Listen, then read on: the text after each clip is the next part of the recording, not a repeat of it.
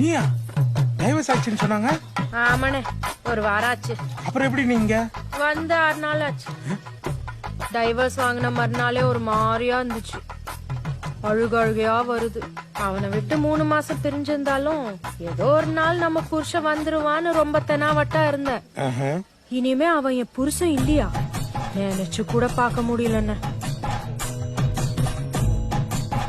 அழுதுகிட்டே போன அடிக்கிறேன். ஒரே ரிங்ல எடுத்துட்டான். என்னை விட்டுட்டு போயிட்டே இல்லடா அப்படின்னு நான் ஓன்னு அழுகிறேன். இவன் பைக்கை எடுத்துக்கிட்டு வரத்துக்குள்ள என்னால இருக்கவே முடியல. 6 கிலோமீட்டர் ஓடியே வந்தேன்.